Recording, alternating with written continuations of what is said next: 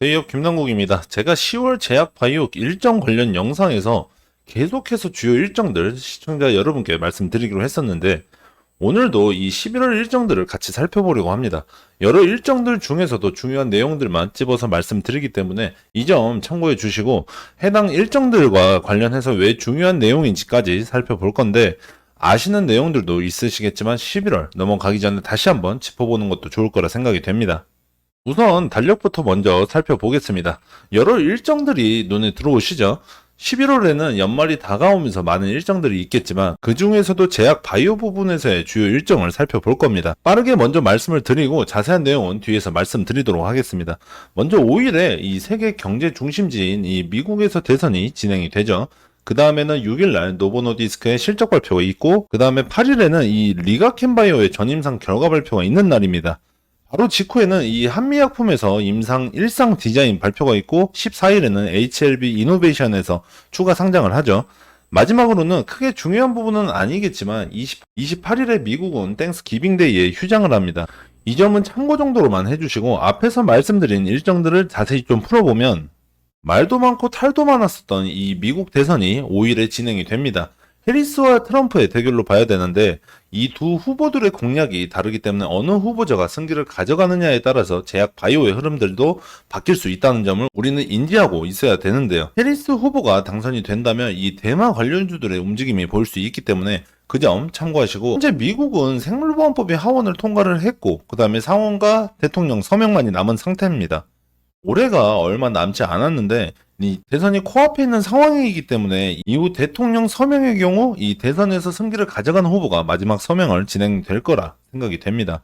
하지만 이 두 후보 모두 중국에 우호적이지 않다 보니까 시행에 있어서 결과는 바뀌지는 않을 것 같습니다. 하지만 서명이 언제 되느냐라는 변수는 있을 수 있는 거죠. 현재 미국과 중국 간의 전략적 경쟁이 정말 중요하기 때문에 이 생물보안법을 통해서 전환점을 맞이할 것으로 예상이 됩니다. 이 미국 자체는 중국에 대한 기술적 우위를 유지하려고 하기 때문에 이 생물보안법을 포함한 중국 견제 법안들이 계속해서 나오고 있는 실정이죠. 생물보안법의 시행은 2032년으로 예정이 되어 있는데요.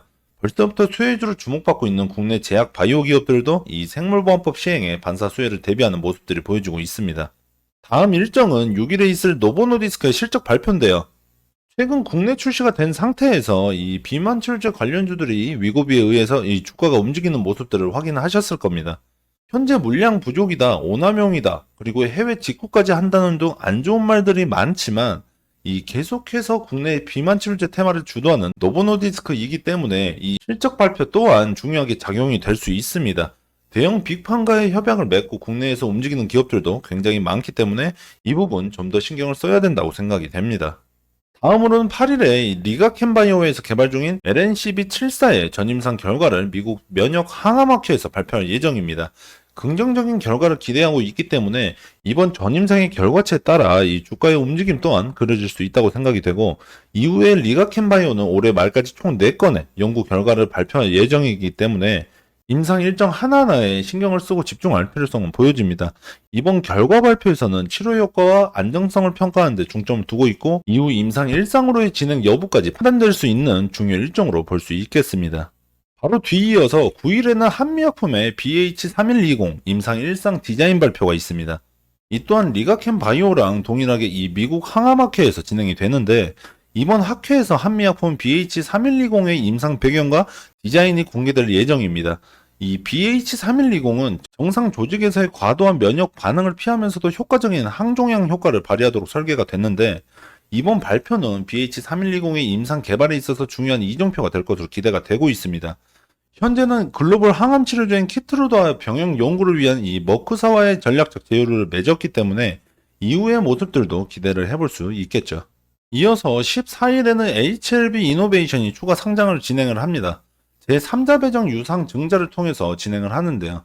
HLBI USA가 이 베리스모를 100% 자회사로 편입하기 위한 절차를 보시면 되고 상장의 장단점이 분명하게 보일 수 있습니다. 이 자본 조달이나 주식 유동성 증가에 대한 부분은 장점으로 작용을 할 수가 있겠지만 기존 주주들의 지분 희석이나 이 추가 상장으로 인한 공급 증가로 이 주가 하락의 위험성을 인지를 하고 투자에 임해야 되겠죠. 마지막으로 크게 중요한 일정은 아니지만 그래도 세계 경제 중심지의 일정이기 때문에 참고만 해주시면 좋을 것 같은데요. 28일에 미국은 우리나라의 대명절 추석과 같은 땡스 기빙데이가 있습니다. 이날은 미국 정시도 휴정을 하기 때문에 이런 일정이 있구나 정도로만 생각을 해주시면 될 것 같습니다. 오늘은 11월의 제약 바이오 주요 일정들을 말씀을 드렸습니다. 얼마 남지 않는 미국 대선, 그리고 글로벌 빅파마의 실적 발표, 리가켄바이오와 한미약품의 발표 일정, 그리고 마지막으로는 HLB 추가 상장까지 말씀을 드렸는데 꼭 이 일정들 확인을 하셔서 투자에 임하시면 좋을 것 같습니다. 오늘 영상은 여기서 마무리하고 다음 영상에서 뵙도록 하겠습니다. 대여배 김남국이었습니다.